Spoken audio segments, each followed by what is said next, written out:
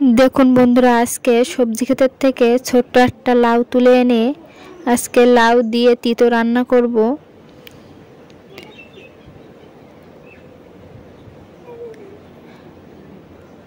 আর এইদিকে থানকুনির পাতা বাটা হবে।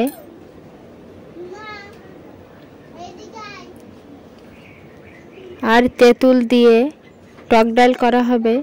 তা ভিডিওটা প্রথম থেকে শেষ পর্যন্ত দেখতে থাকো যে আমি কিভাবে এই 3 রকম রান্না করি।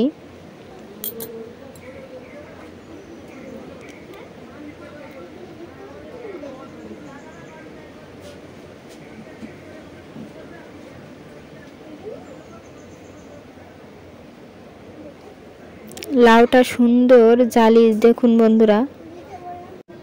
আর দেখুন বন্ধুরা, টক ডাল রান্না করা হবে, তাই তেঁতুলটা আগে ভিজিয়ে রেখে রস করে ডালের সঙ্গে গুলে দেওয়া হচ্ছে।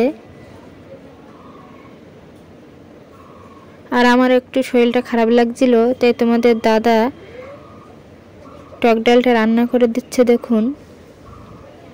তা 5 ফোঁটন দিয়ে টক ডালটা ঢেলে দিলে রেডি হয়ে গেছে টক ডাল। আর এইদিকে আমি তেঁতো রান্না করব, তার জন্য কড়াইতে তেল দিয়ে নিচ্ছি।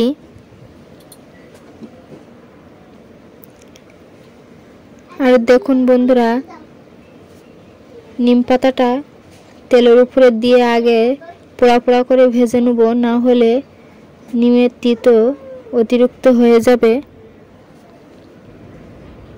আর এইদিকে কেটে রাখা পেঁয়াজগুলোও দিয়ে দিচ্ছি।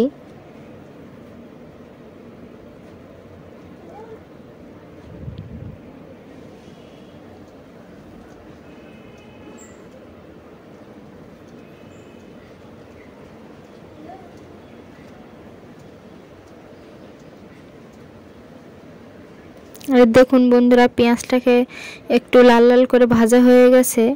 আর দিয়ে দিচ্ছি পরিমাণ মতো নুন।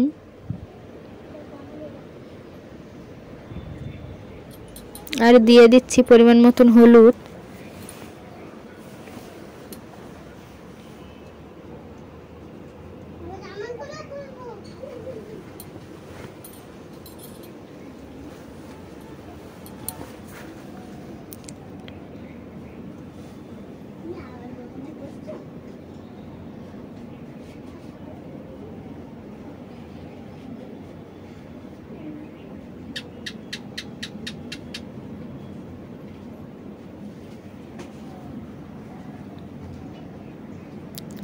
এবার কেটে ধুয়ে রাখা লাউগুলোকে দিয়ে ভালো করে কষিয়ে নেব, নিলে রেডি হয়ে যাবে লাউ তিতো।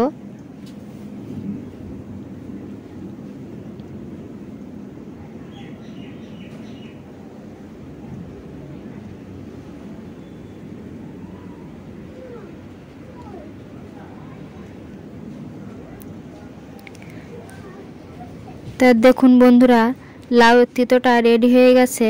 আর এইদিকে টক ডাল রেডি হয়ে গেছে। আর এইদিকে থানকুনির পাতাটাকে নুন, সর্ষের তেল আর লঙ্কা দিয়ে বেটে নিলে রেডি হয়ে যাবে থানকুনির পাতা।